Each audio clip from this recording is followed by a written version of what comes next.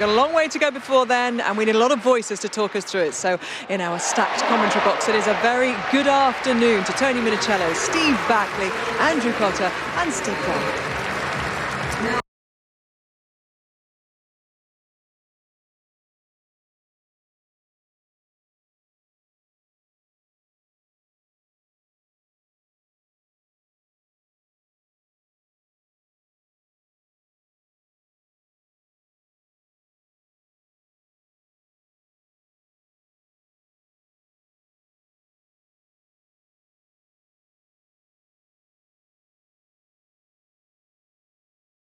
Don't write her off for this final. No tally, she may get a Caesar's best in that final. Yeah, so Ali making it through there, Tale after a bad start. They'll both be quick on the final, and it will be Vegieska, who her teammate Bogliolo fell as well, but the Italian got the nod for the third spot. Others will have to wait to see if they're quick enough once we move to the second 7-second. There's confirmation of it, 8-1-2, not particularly quick, but we now know why. Jessica Hunter fourth, Yasmin Miller was fifth.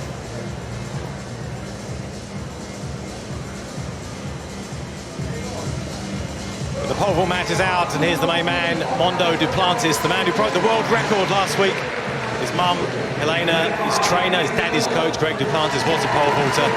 And the young man, just 20 years of age, has broken the world record, 6 meters and 17 centimeters. And here it is, that jump. He's faster on the approach. He says he's lighter and stronger. It means that. Clearance at 6 meters 17 in his historic jump in Poland just a week ago. He was ecstatic and has talked that there's maybe more to come.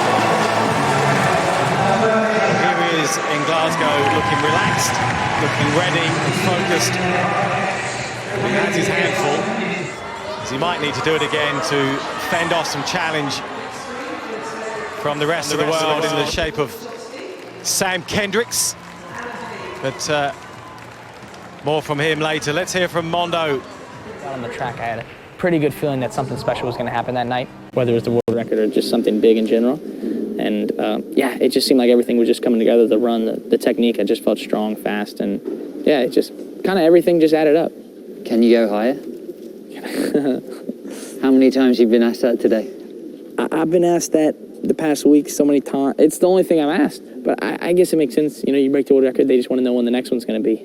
When's it going to be? When is it, huh? But I feel good jumping right now. And I don't want to put a limit on myself. I don't want to say I can jump this and, you know, I can't jump it, or I don't want to say this and I can jump even higher. But I feel good, and I don't see why I would peak at 20 years old. It's going to be quite some head-to-head, because this man, Sam Kendricks, successfully defended his world title last year in Doha. He's a championship performer, and this is what he did on the same day last week, 6 meters and 1 centimeter. So Kendricks, the world champion.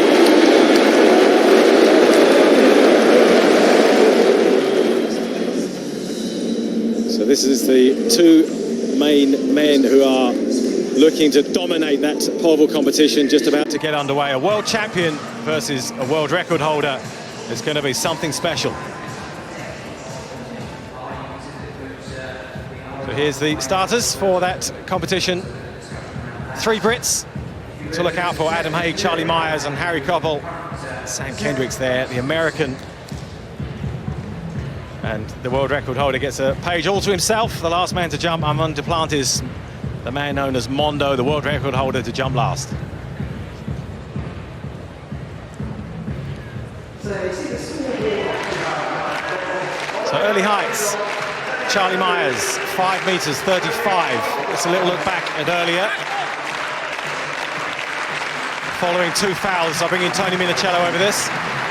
Yeah, Charlie Myers last year got a World Championship qualifying of 5.71 and had the opportunity, but wasn't selected by Great Britain, so a bit of a knock to his confidence, I would have thought. But no, done well this year, 5 meters 60.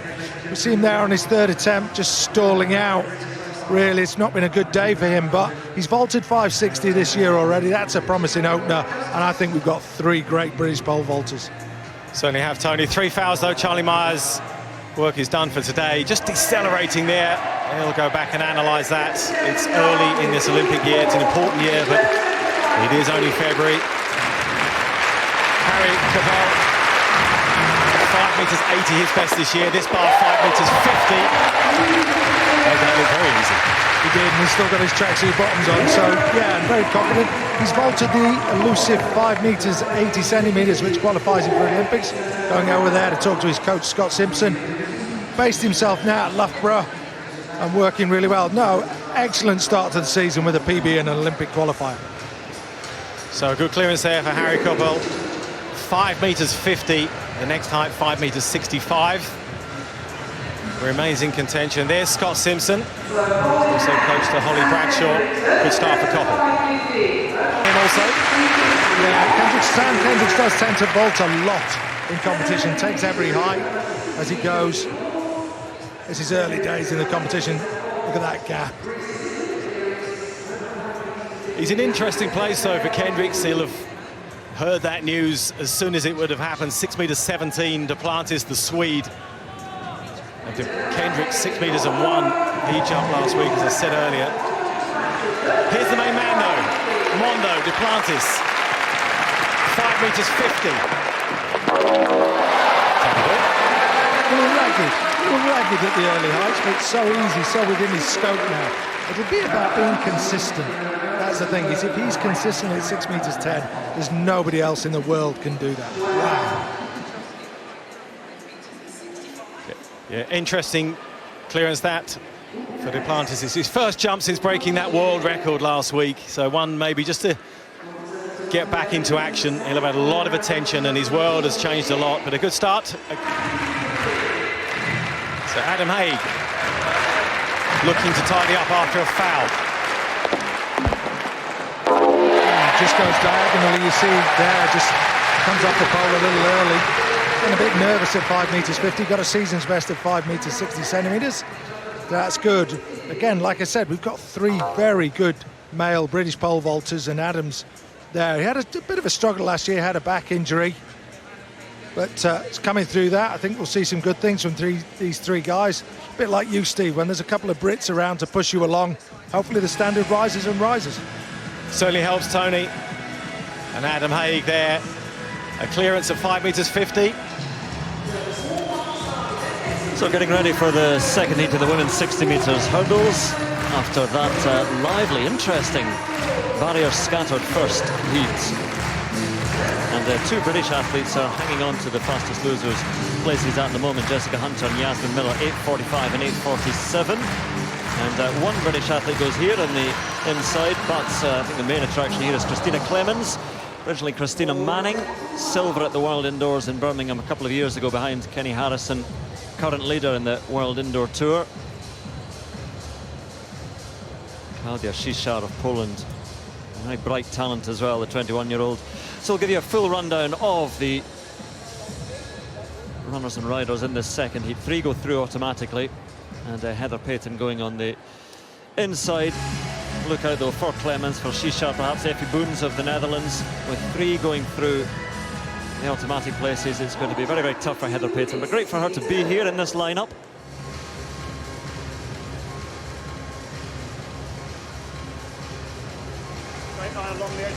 There's Birchfield Harrier from Worcestershire, but the Scottish record holder over 100 hurdles and indoors over the shorter distance. Brought a mark down to 8:28 in Loughborough last month, but again, this is another different level. Caridad Jerez of Spain, 11 times the Spanish champion, 6 times the indoor champion. Running pretty well this season already. Winner in Madrid and Valencia in the meetings there. Greta Karekes, hugely experienced Hungarian, 7 times a Hungarian champion. A couple of Hungarians in this lineup, the second one to come. But Ricky Steenkamp of South Africa is alongside Karekes, former African champion, semi-finalist at the World Championships last year in Doha. How long ago Doha seems now. Christina Clemens then, as Steve was mentioning, the US Indoor Championships are taking place in Albuquerque in New Mexico this weekend, so it's a choice to be made, and very, very glad that some very high-quality American athletes have made the trip to appear here. Klaudia Czichar of Poland, silver medalist at the European Under-23s last year behind Elvira Herman of Belarus. Who's 21, Czichar. Efi Boons of the Netherlands, 3 times the Dutch champion, over 100 outdoors. And the second Hungarian, Claudia Sorok, not quite as quick as Quieres, but just 21. And personal best down to 8:23 this season. So again, a reminder that Jessica Hunter and Yasmin Miller, 8:45 and 8:47 are the two hanging on to the fastest losers positions from the first heat. The final taking place just after 3 o'clock. Heather Payton going in the inside, then Jerez of Spain, Quieres of Hungary, Steenkamp of South Africa, Clemens in lane 5, the favourite, Czichar of Poland in 6, Boons of the Netherlands in 7, and Sorok of Hungary in lane 8.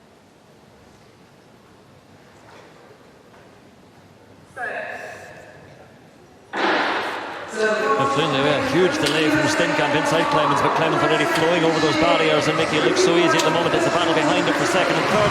Clemens gets it, I think, just ahead of Quieres and Steenkamp coming through. But again, the class tells of Christina Clemens. Christina Manning as was, and she has done it at the world level, former world indoor silver medalist, and she'll be a real challenger for victory in the final here. She's safely through and did it with little fuss. A cleaner race, Colin, than the first race, but Christina Clemens a class apart. Yeah, spot on there, Andrew. It's exactly right. We'd all say she absolutely hammered out the blocks, didn't she? Well, nice and controlled, though. She was a little bit jaded in the middle part of the race there, I think, but she's just trying to gather herself, searching for a little bit of pace. But I think that will certainly come the final, because she would be more dynamic. There's more to lose, more pressure on. Watch her out the blocks here. She drives hard into that first zone, doesn't she? But she just loses a little bit of rhythm there. She just has to reset herself and keep pushing. Once she gets over that lovely silky stride that she has, and we know and have seen on so many occasions, you can see what happens. Brilliant performance, I'd say, but watch that final.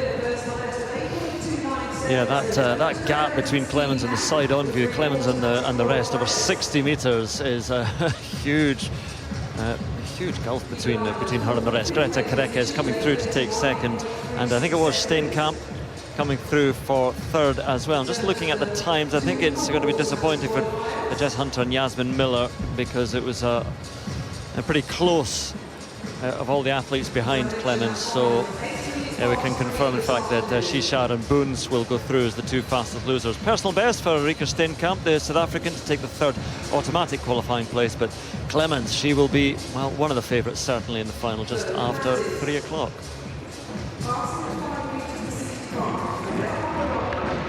Well, throughout the afternoon, we are going to ask our guests to pick out an athlete to watch in 2020, one who they think might achieve great things. And I know, Paula, you're a little bit nervous about actually delivering this lady, because she's already had a great year and it looked like you were riding on a bandwagon of success, but you'd already thought about Gemma Reekie ahead of her 3 British records. A little bit, but then she definitely kind of picked herself as well, I think, with that outstanding run in setting the British record indoors over 800 metres, and then going over to New York and taking a 1500 metre British record she didn't even realise that she'd done, and then the mile one to go with that. So she's building and building.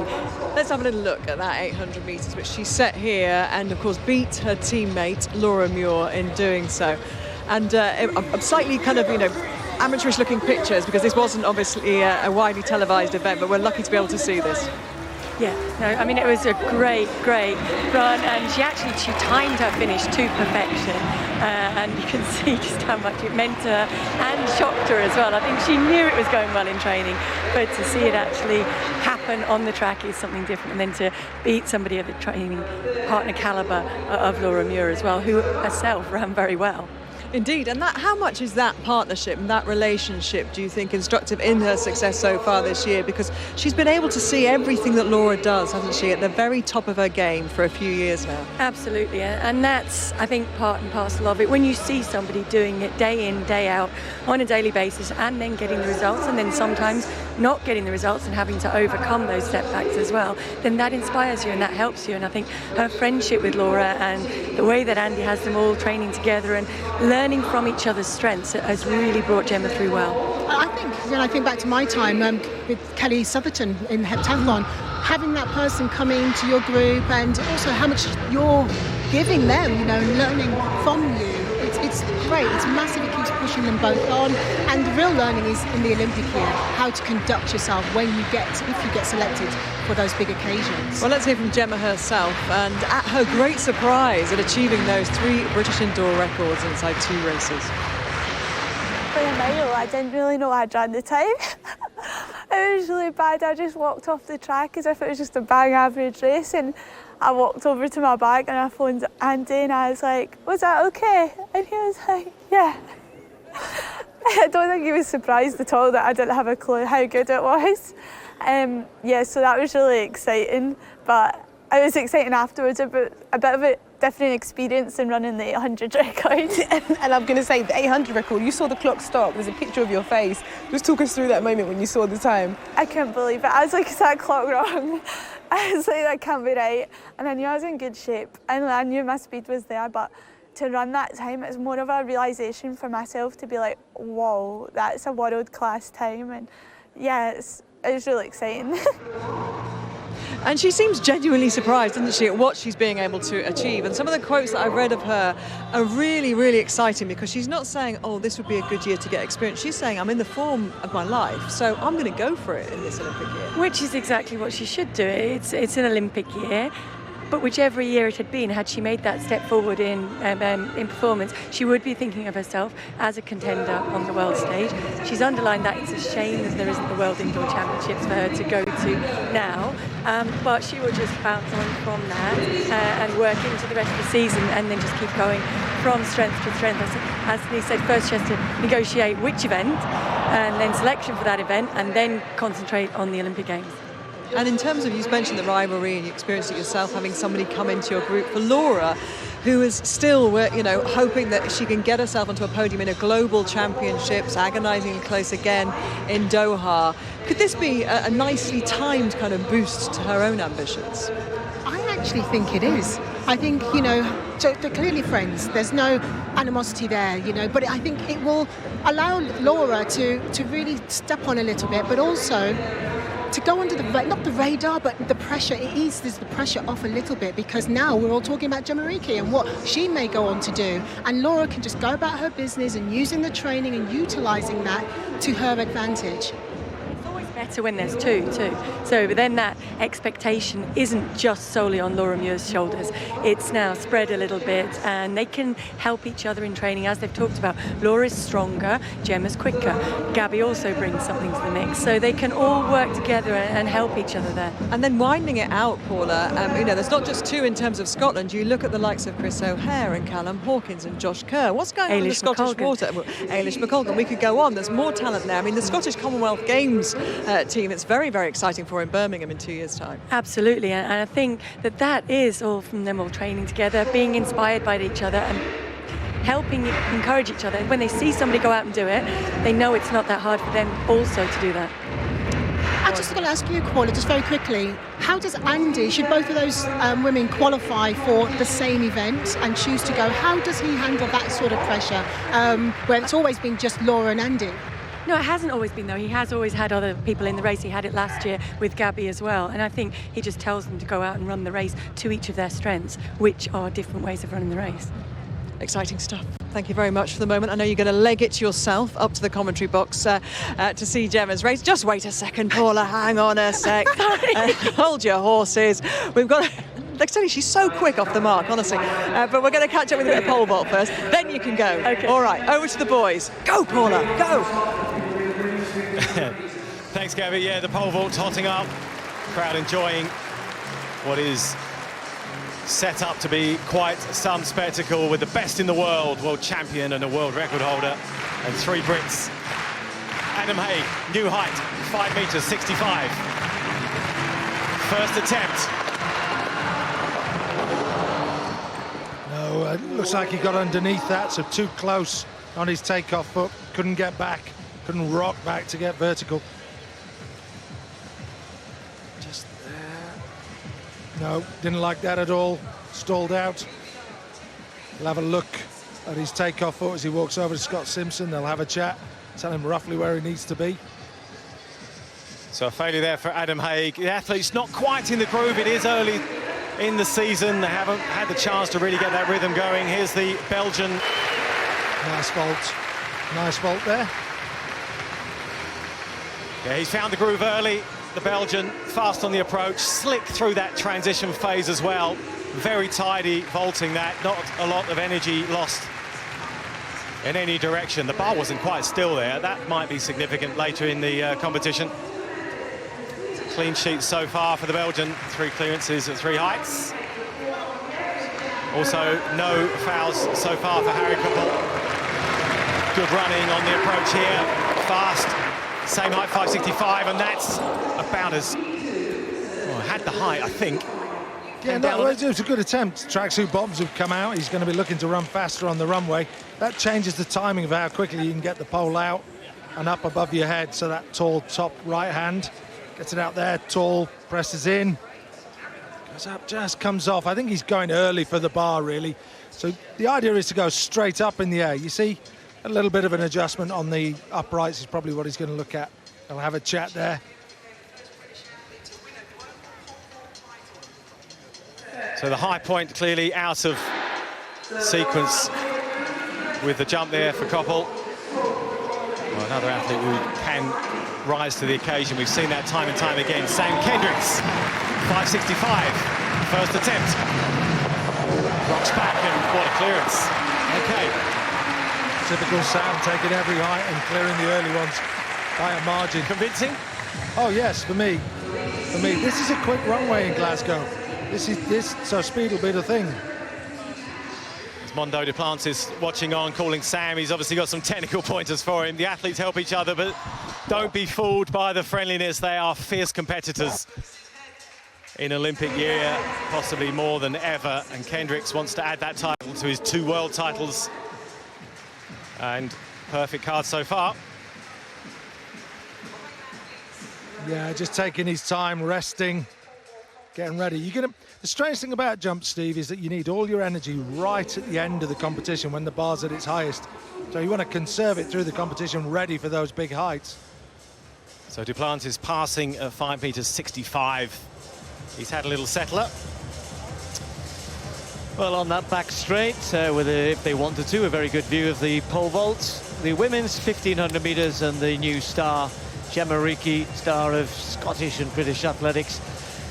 Brilliant run here to smash the British record at 800 meters and follow that up, breaking this distance, the British record, quicker than Laura Muir over in the States. She didn't win that race, incidentally, but nonetheless she ran very quick. Not sure that she wants to go that quick. I'm told that it's a solid pace, but looking for a win in front of a home crowd here, which would be great for her. Training partner Dabu Stafford will be one to watch.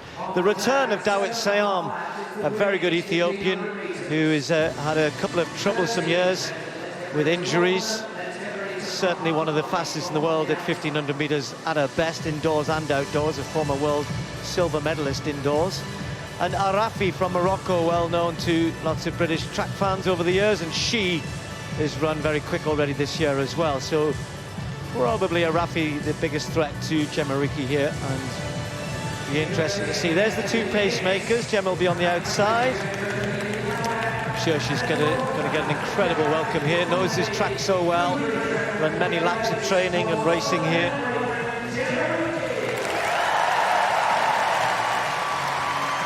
Now she's going to have to get used to being introduced instead of standing next to Laura Muir. Well, Laura Muir gets introduced. Here's Arafi. And Arafi had a real good return to form last year, 800 and 1500 metres.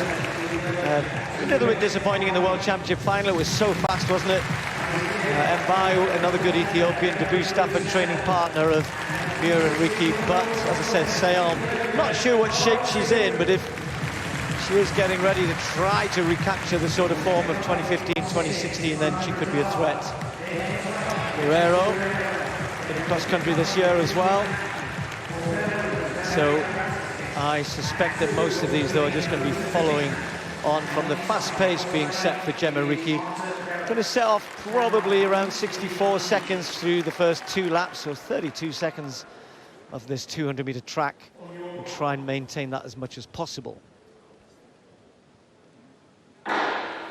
So that British record set by Gemma Ricci in the States, just over 4 minutes, 4 minutes .52. Paula, as I said, I'm told that that's not really the target here, but I think Gemma will want to put on a good show. Yes, and I think they'll want to get the pace moving quickly, given how many people were crowded on that start line and how bunched it was away at the start there. They'll be relieved to see the pacemakers getting out fast, and the better this field strings out in the early stages, I think the safer it will be.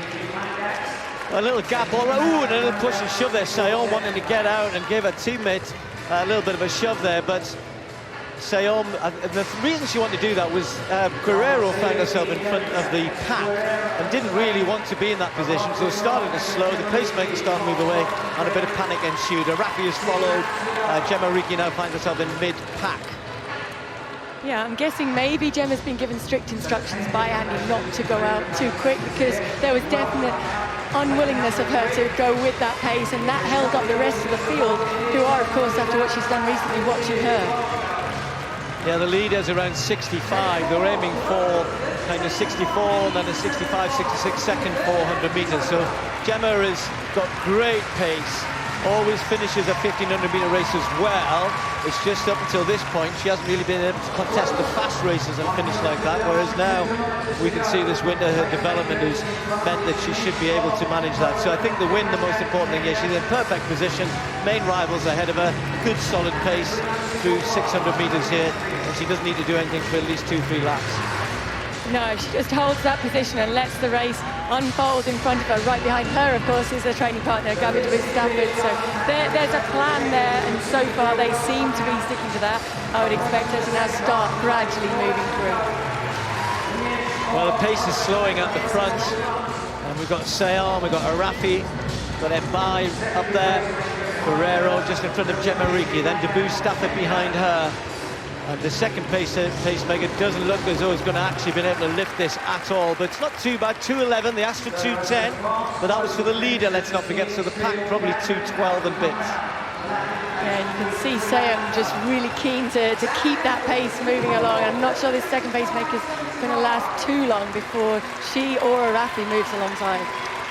Stafford gone past her teammate. Gemma Ricci just needs to start thinking about not wanting to get boxed in, and if there's a big move by Sayon or anybody, she needs to be able to cover it. So she's got athletes passing her at the moment, but it's a good solid pace, and Gemma Ricci will now probably take a little bit closer order, and she starts to move up alongside the shoulder of Guerrero. Pacemaker at the front was meant to go to 1,000 meters. Well, she's doing a good job here, and Sayon, I'll say, Paula, is Sayon back in decent shape? Well, she looks like she might be. She's leading. She definitely does so far, and I think Gemma Ricci now starts to look so much better. I was getting a little bit concerned, maybe all of this had taken a little bit too much out of her. She looked tired, and then suddenly she just finds that other gear and with ease moves through to take closer order. Sayon looks behind, there's danger there. They've got 300 meters left to run. They'll take the bell this time. Gemma Ricci's gone back onto the curb. Mismas moving alongside her. Stafford is there. Rafi beginning to look a little bit tired. Gemma Ricci looking for some room on the inside, but she's got to be careful here. It's Stafford who's pushing on. Sayon still leading. Gemma Ricci has got pace though, but she needs some room, and she's got to get out of that position there, because she's just going to run into people. Sayon leading. Stafford. Then Gemma Ricci finds a gap.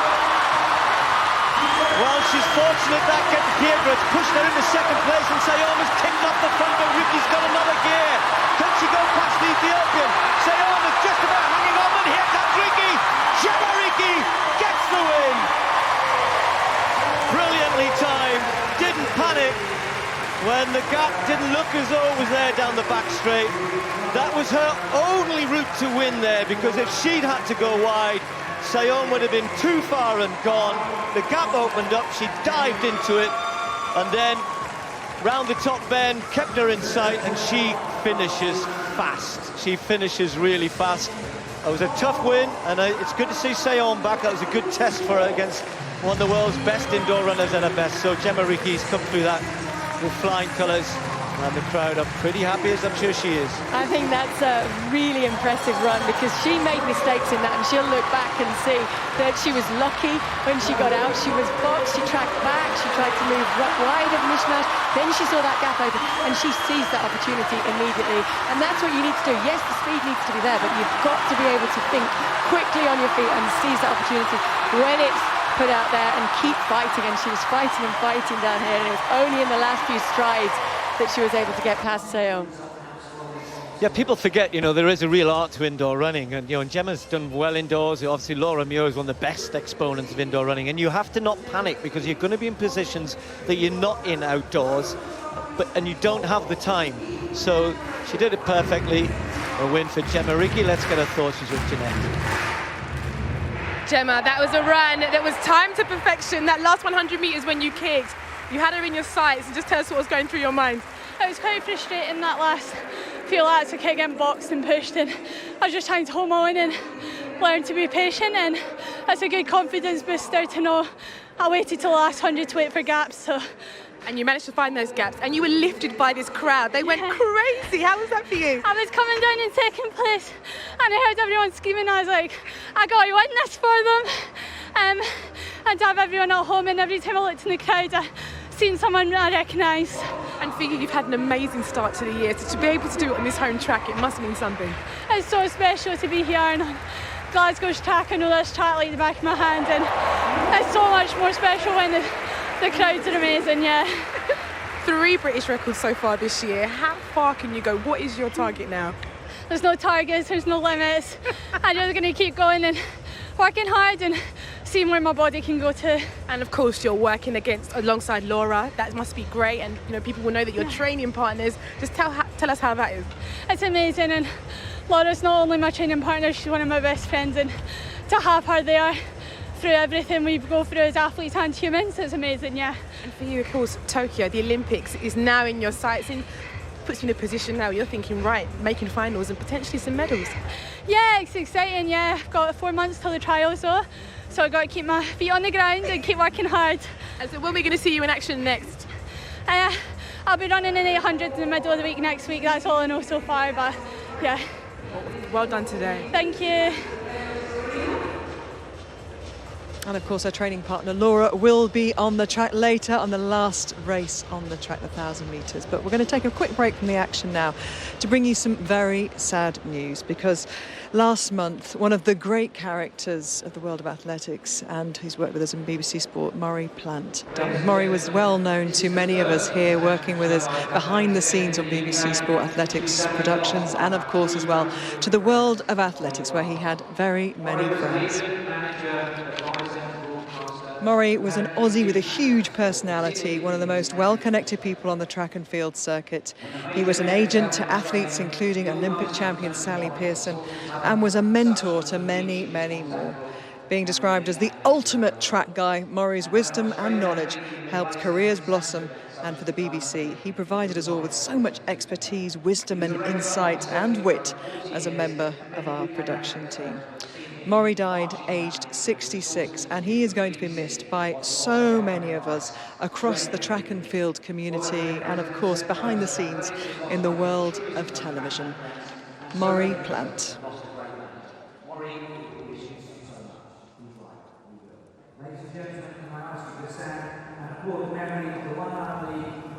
They're paying tribute to Murray inside the stadium now with an applause.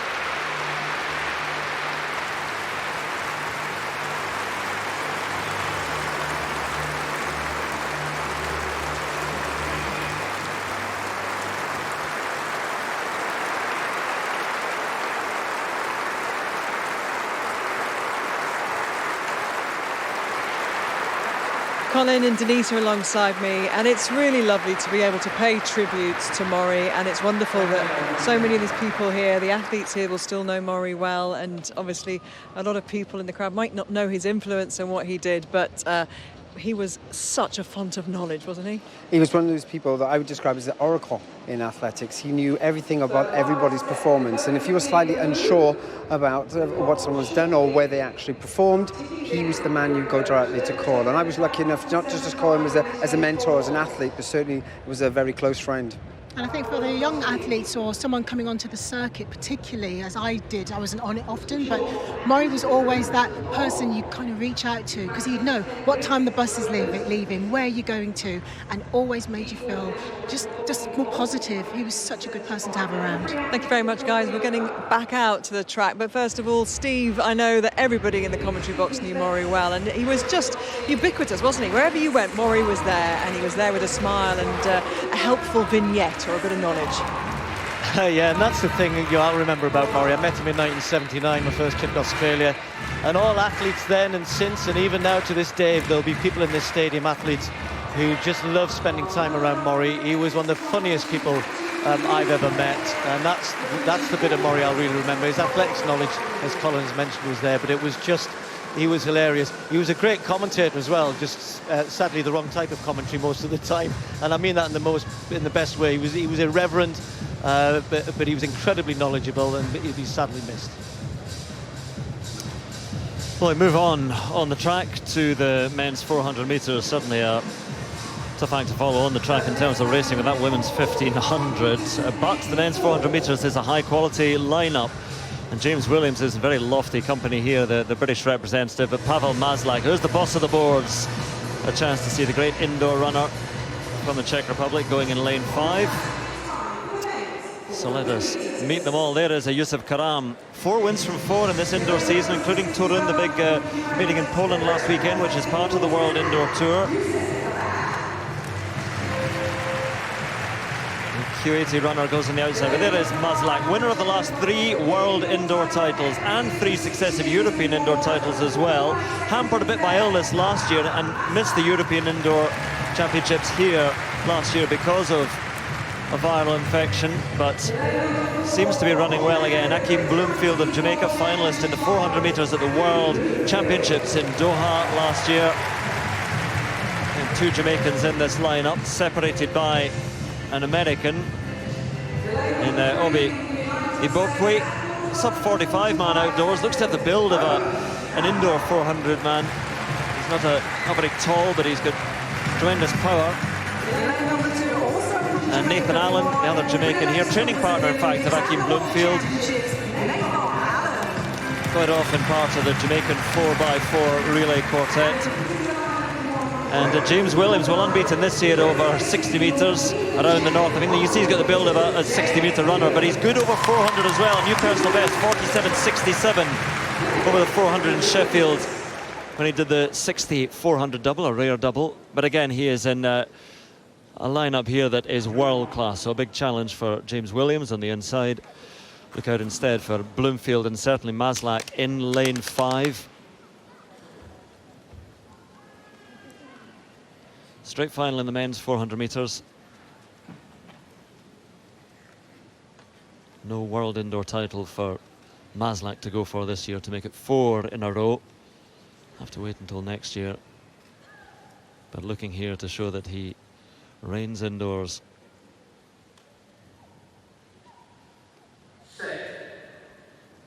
Away they go. Just a little bit of a delay in the Pavel Maslak. But he's moving quickly now, and he's a very, very good 200-metre man as well. Likes to get out and control, because 400, of course, indoors, there is the break. It's a slightly more tactical race, and along with Ibokwe, Maslak and Ibokwe both looking to get to the front at the break and control things. And there we are, a little bit of jostling. Ibokwe just says, this is my inside line at the moment, so Maslak has to give second best for now. And it looked as if Karam was almost struggling there, the curated runner in 4th place, but seems to be running freely again now as they're stretched out with James Williams at the back at the moment, trying to hang on to this high-class field. A little look around from Ibokwe at the moment, and Maslak trying to get back there now.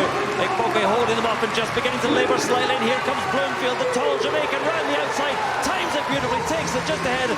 Ibokwe, Karam was there as well, and Maslak couldn't find anything in the final 100. Instead, it was Bloomfield that takes it.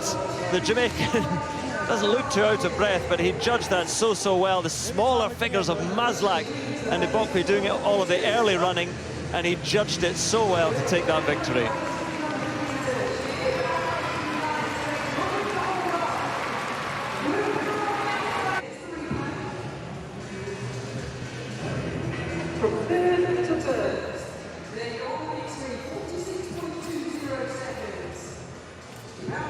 We're just losing a bit of Colin there, who's coming via the studio analysing this. We'll get his thoughts hopefully shortly. But it was a fascinating race because you could see that the lactic was just building, and he was trying to sort of stay wide and hold off Karam and Maslak, but round the outside, the taller figure of Bloomfield. Again, it's slightly more difficult sometimes for the taller runners on the tight confines of an indoor 200-metre track.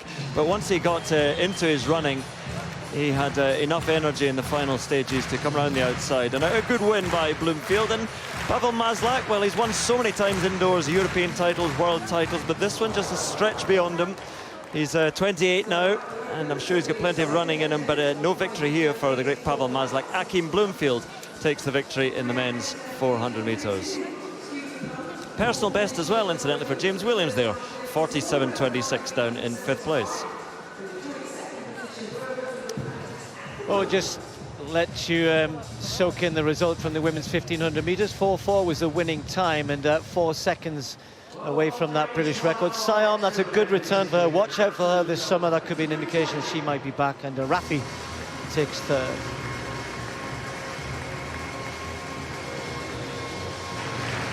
We're also going to tidy up the pole vault teaser.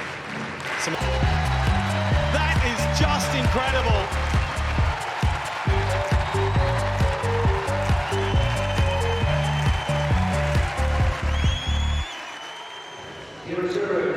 Six metres 18 for Mondo Duplantis, the 20-year-old Swede who is based in the US thanks to his father Greg, who is a pole vaulter, his mum Helena, a Swedish heptathlete. His sister currently is competing. His father's away with her because she's a pole vaulter.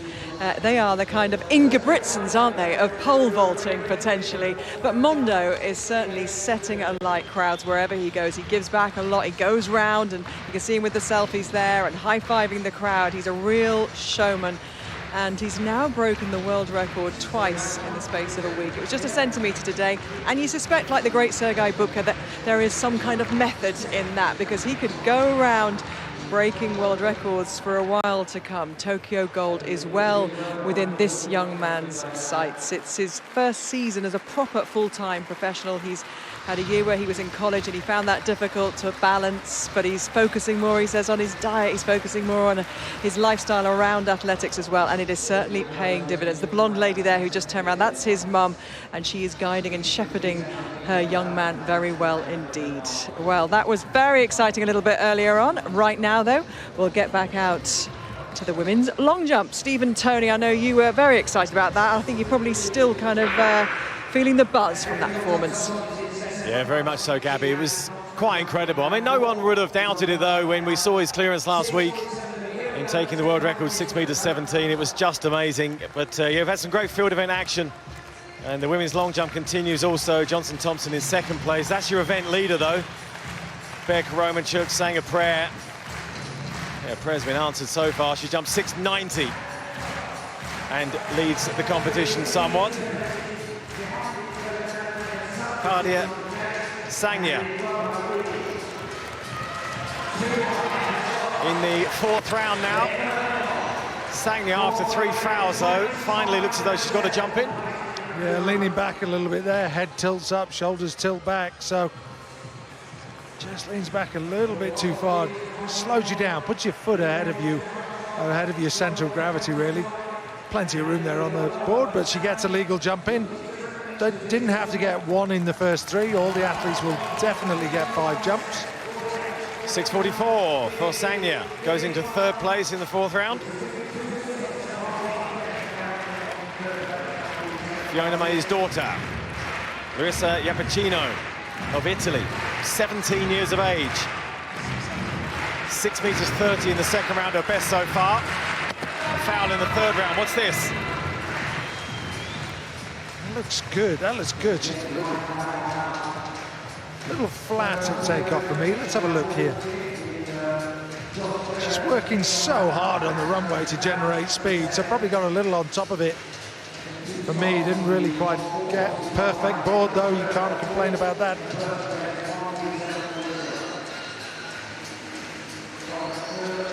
Six metres 38 there, so an improvement from the young lady. Goes into 4th place overall.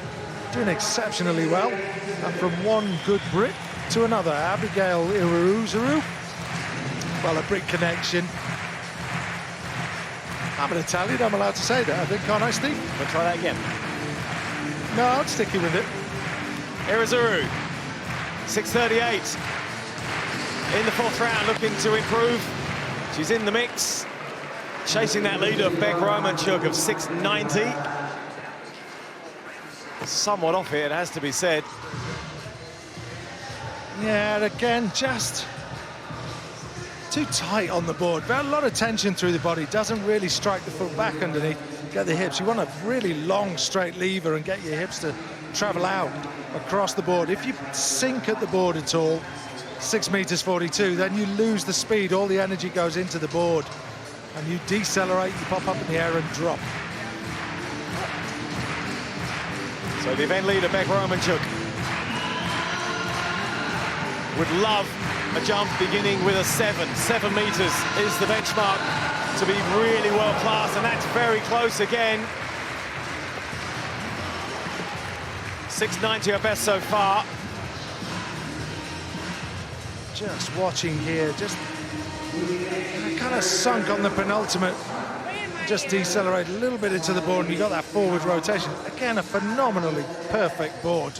That shows accuracy. Consistency is everything. I'm going to correct myself, Tony. 6 meters 90 is world class. 7 meters is potentially world beating.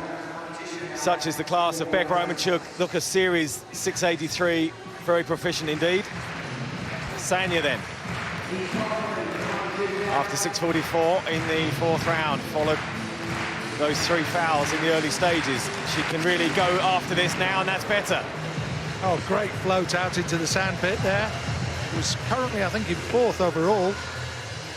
So has she moved up to go into this all-important final round, get that bonus round that we're doing here, a new initiative that's being tried out and tested. Way behind the board, gave away 20 centimeters there. Yeah, a lot of rotation going on. No wonder there's a strap around that right knee. A lot of forces going around the joints, and no, well, 6 meters 53 there. It is an improvement for Sanya. Goes into 2nd place and has just bought herself a final jump. Well, getting ready for the penultimate race on the track. The fastest men in town, the final of the men's 60 meters, and the crowd has enjoyed themselves throughout this afternoon. Some outstanding athletics, some great races as well, and certainly some great field events. Of course, a lot will be staying to watch Laura Muir in the 1,000 meters. Wonderful run by Gemma Reiki earlier on as well. But there are the speedsters, and 2 British athletes involved in Bromby and Uja on the left-hand side of the picture, as you saw there. This is how they line up. Jacobs and Fort, Tada of Japan, Ronnie Baker, I think the clear favourite here, Mike Rogers, another American, Jan Volko, Oliver Bromby and CJ Uja.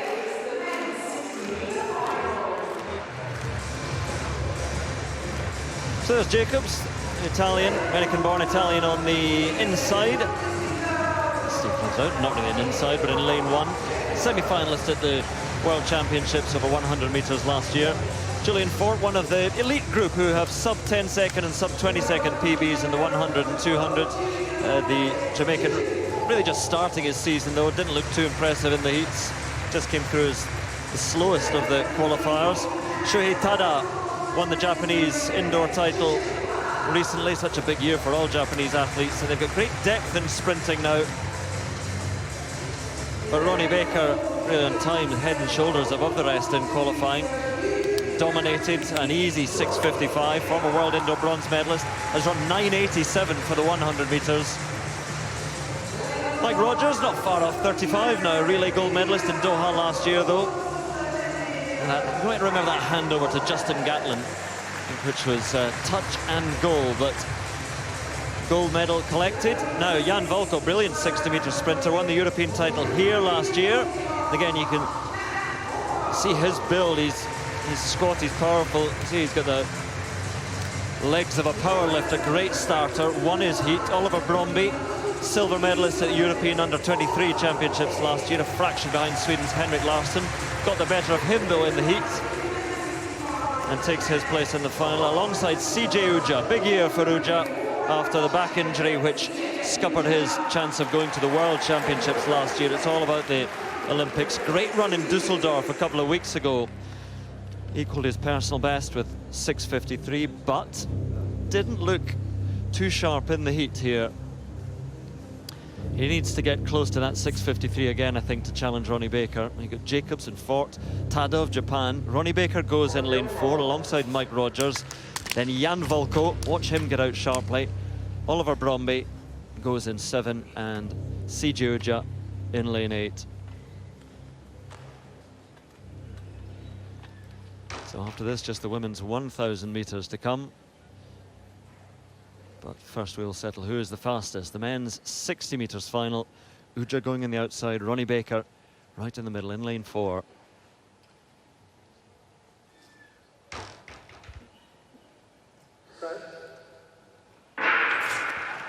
Well away, a little bit of stumble from Tada there alongside Ronnie Baker. And here comes Ronnie Baker. Look at how far he leads them home by. Rogers, I think, took second. Siji Uja was trying to get back there, but that was just dominance for Ronnie Baker. Not even a contest, a one-man show. Ronnie Baker takes the title in the men's 60 meters, 6.50. And no one could get close to him. We said that Uja would have to get close to his 6:53 that he ran in Dusseldorf to challenge Baker. Even that wouldn't have been quick enough. That was outstanding from Ronnie Baker. Yeah, that was really incredible. It's a real demonstration how to run a 60-meter well. Reacted from the blocks. First couple of strides were dynamic. Put himself into a really good position where he could just run fluidly and smoothly. And look at the distance he puts on this field. I mean, you know, you can't really underestimate. This is a quality field that he's running against. And he's really just destroyed them, absolutely, from the first 30 meters. And once he got into that lovely, powerful stride of his, there was no looking back. And when you see him running like that, you'd think, you know, he's run 9:87 in the 100. He could be a contender in the Olympics. If he has this form, and if he can make it last to the Olympics, then, you know, challenge the Colemans.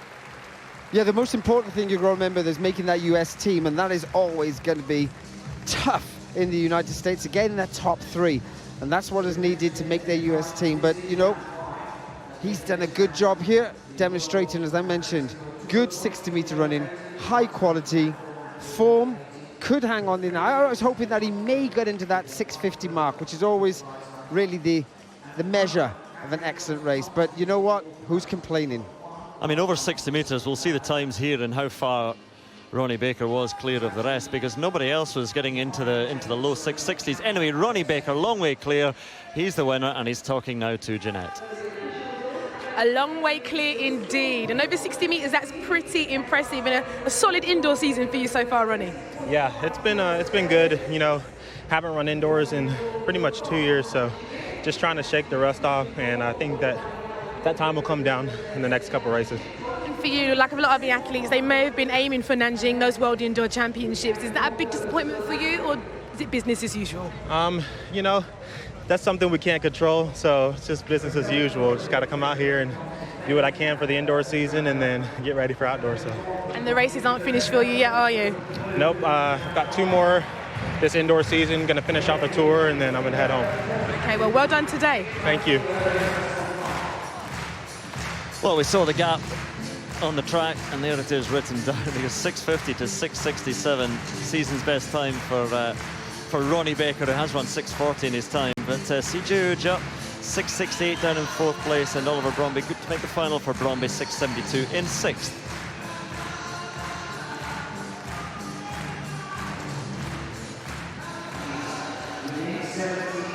Round 5 of the long jump. Jazz Sawyers in 7th place.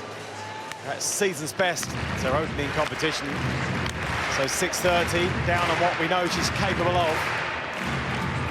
This is effectively the end of the competition. Only the top 3 will be involved in the 6th round. Good extension there, and that's a better jump for Jazz Sawyers. Johnson Thompson, 6:47, currently in 3rd place. Jazz Sawyers, well, that's a similar kind of distance, around 6.5 meters. Such a great competitor. Jazz Sawyers, a Commonwealth, a European silver medalist. It's 6:47 and has catapulted herself up into 3rd place. Great jump.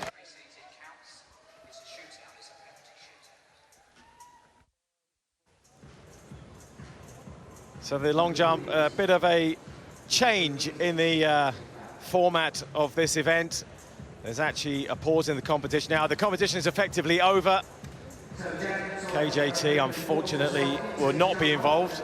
She was demoted into 4th place by that jump of Sawyers, who has pushed herself up into 3rd place, and only 3 athletes will take part in the 6th round, and their previous marks will be wiped. So effectively a new competition coming in to try out, you know, the sports in evolving, can I say? Yes, Steve, this is all part of some changes that have been, as we see this official result. So this is the official result of the competition after 5 rounds. In the summer, when the Diamond League starts, what will happen is the top 3 get the chance to jump again. And those positions can change. So as you rightly said there, whatever they've done in the previous 5 rounds is wiped clean, and we start again with the top 3. So in this instance, Bekra, Manchuk, Sagnian, Sawyers will get another chance to jump. The idea is to try and focus, to give a climax to the horizontal jumps and throws in the summer this year. So it's not at the championships, so we'll see how they qualify for the final, Steve, which you've just seen, and then we'll see all 3 have another jump. So this is the jump we've just seen in round 5, Sawyers pushing Kat Johnson-Thompson. I'm hoping somebody explained the rules to Kat Johnson-Thompson. Wasn't expecting that she was going to get a 6th round jump, but she will be not involved in the final stages, or the new competition, I should say. But that's season's best for Jazz Sawyers. Very timely and very Jazz Sawyers-esque in delivering when it mattered. Sagnia, her best also in the 5th round of the competition. 3 fouls early on, and then did that in round 5, 6 meters 53. And traditionally, well, they would have known their places, but as we're saying, those distances are wiped. So everyone goes back to 0, including this athlete, Bekra Manchuk, who has jumped 6 meters 90. This was that leap in the 5th round. Very close to 7 meters there. I think it's only a matter of time before she does that, and has utterly dominated with each of the 4 valid jumps. Would have been winning the competition, in fact. 6.90, the same in rounds 3 and 5. So we chose round 3 to demonstrate her talent, but she's the best, but it means nothing depending on what happens next. So the start of a new competition, effectively, and 1 jump. 1 jump only, in reverse order of their current standings, are reintroduced to the crowd.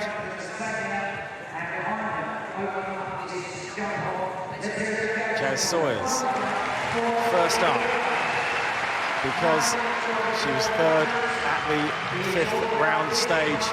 But as I say, all those distances wiped. We start again, and it's kind of do or die. A golden goal. We haven't quite got a name for it yet. It's a bonus round. We're going with that. That's a good game. I like that one, Steve. I think that'll stick. So then Jazz Sawyers, not knowing what the others are capable of. Of course, they can foul. So wants to get a jump in here, Sawyers. 6th attempt, and it is a foul. So puts no pressure on the opposition, and that's not exactly what the designers of this trial format were hoping for. That's the worst possible situation. She went for it, though. A lot of speed on the runway. You work really, really hard. You want to impose yourself. Remember, she's some 40 centimeters behind the leader, so she's really going to have to find something. So again, you run fast, you run hard on the runway. This is one of the problems with it, but the idea is, you know, it's risk here. That's about really going for it here. But yeah, so now Sagnia, she knows well, she's not going to be worse than 2nd, as long as she gets a jump in.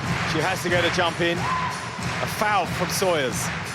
Kadi Sagnia of Sweden, a former world youth champion. Oh, way behind the board there. I think she knew maybe.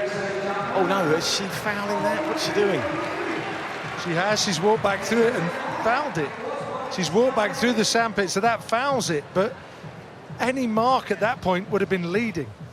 Well, she could only be 2nd, so if there were 3 fouls as well, the original result from the first 5 rounds stands. They don't get any more jumps. So to be honest, she could have put a really good jump in, but once she took off so far behind, she wasn't going to get a really long jump. But if Beck Romanchuk fouls this jump, that would have been a winning jump. It would have, three. Yes, but she took off so far behind. She knows that Romanchuk could have just come down and jumped 5, whatever it would have been measured at. Guys, this is an experiment going forward, but this is what's being introduced for the summer. You're the field event experts. What do you think?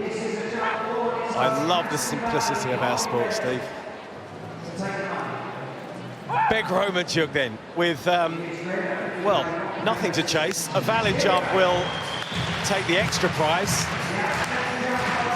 Well, I think for me, Steve, you know that Mahambo has jumped 7:07 this year as a world lead. You're on the runway, you want to jump as best you can. You'd like to be the best in the world, so she'll be looking for a 7-metre jump or a personal best here, I would have thought. Well, there is money at stake, and Beck Romanchuk can take the whole pot here with a valid jump in this bonus round. It's another foul, though, and we have a bonus round and 3 red flags. Back to the drawing board, maybe, I don't know. It was... Interesting. Interesting. Interesting. I'm not. So, is there no prize money for anybody now with 3 fouls? Can that? Maybe that should go to Steve Cram for explaining it. He deserves it. Can I just say, I haven't been the architect of this at all. It has come partly from the field event fraternity, but how do you get a climax to the event that works in Diamond League when there's so much going on in a major stadium? And, you know, this gives the crowd and TV the chance to focus on the top 3 with the big stake of the win, second or third, at stake with 1 jump or 1 throw. But bizarrely, because it's not been explained well to the athlete, Sagnia had a jump.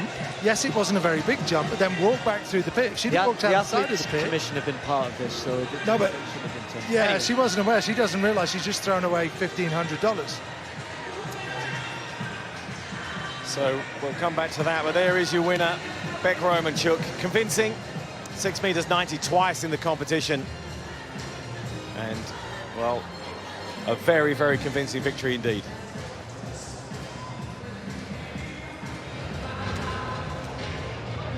Well, athletics is a sport that's always looking for innovation and ways to make the crowd more engaged. And on paper, that looks like a great idea until you get 3 foul jumps, doesn't it? And obviously that, you know, is something that maybe will make people think a little bit about how that's going to work. Still scratching my head on that one. Just didn't work, did it? I mean, it was so anticlimactic, and even, you know, you saw the women there thinking, well, what happens now? Is there sort of like a golden jump?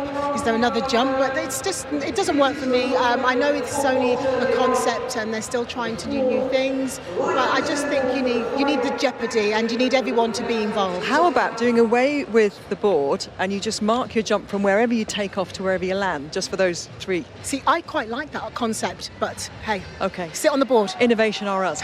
Let's talk about the final race on the track, because Laura Muir is going for a world record. The 1,000 metres is the final race, and the crowd stay because they love Laura. Yeah, I mean, this is, you know, the event that people are looking forward to, that Laura's really going to hit herself. You know, she trains here, you know, she's had Gemma Riki running so well, she's inspired, and she's going for it. Steve Cram, it's all yours. Well, Laura Muir there, ready and waiting, and knows that this world record is not easy by any stretch of the imagination. It will be, we think, a bit of a procession for her chasing this record. Pacemaking will be incredibly important. It stands to Maria Mutola, 2 minutes 30.9 for 5 laps of the track of 1,000 metres. So that's roughly speaking 30 seconds for each lap. That's the sort of pace that she's going to do at even pace that she'll be aiming at. In good shape, despite the defeat to Gemma Riki. That was a very good 800-metre run from Laura Muir here in Glasgow a couple of weeks ago. Had a couple of niggly problems this winter as well, but in good shape, down training in South Africa and following a normal routine. So these women, including Hyotska, they're very experienced. Paul and Adele Tracy will be following on, all of them, I guess, trying to get personal bests as well, Verstegen, Wolters, and then see what they can produce off a fast pace. So it's going to be set as I said, at around about 30 seconds a lap. We'll keep an eye on that. Can she break the world record? Can she just break her own record, which she set in that attempt in Birmingham it was.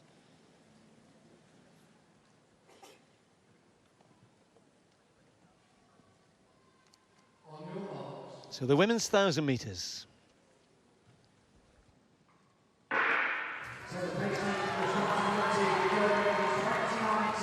Well, Laura just hanging back a little bit. Usually the first 200 is a little bit quick, so want the pacemaker just to settle down. You can see that she's gone off way too fast, and Dobek knows what she's doing, so she's gone off hard to get to the front, but now she just needs to wait for Laura, settle down a little bit, otherwise Laura's going to be stretched too much in this first 200-300 meters. You want to make it as even as possible. That's why Laura's sitting off this, and you just watch the clock here. The leader's going to go through about 29. Laura spot on, about 30 and a half. That's excellent. Adele Tracy leading the pack. What's the chances, Paula? Good so far. I think it depends a little bit now on Dobek, as you said, just easing back a little bit, just allowing Laura to close that gap so she can just sit a little bit more comfortably behind her. Now Laura starts to latch on to Dobek. My worry is that Dobek might have gone too hard and can't go long enough. Laura could be out there on her own for a long time here. Through 400 meters, needs 60, 60.04, perfect. Laura picked up a little bit on that lap, and now she'll be looking at Dobek, and she's got to make a decision here. Is Dobek going quick enough, or should I go faster? Because too much indecision and the record will go. And about now is the time that she's going to make that choice as she comes into this bend. If she was going to go past her, she probably should have done it on the straight instead of coming around the bend, which is why she's just checked back a little bit. And I wouldn't be surprised to see her move wide now and try and get around Dobek. Dobek step aside, right thing to do so that Laura can crack on. Slowest lap there, 31 seconds, but she's still within range. Can she finish with a fast 60-second last 400? It's a lot to ask. It's all down to Laura Muir now. She's out there on her own. Only the crowd to help. 300 meters left. She's so far ahead of everybody else. Muir against the clock. The record, let's not forget, 2:30.94. She needs to be around about within 30 seconds of that to have any chance. She looks tired, and she's gone through in 2:1.65. She's still got a chance. Can she raise a game? The crowd are doing their best. They're on their feet on the back straight. Laura Muir gritting her teeth, fighting hard. 100 meters left. Needs to find something really quick. The time's just slipping away now. And this is hard for Laura. And the record was a tough record. She's going to see it slip away from her grasp. But it's still a very good run from Laura Muir. The clock stops at 2:33.45.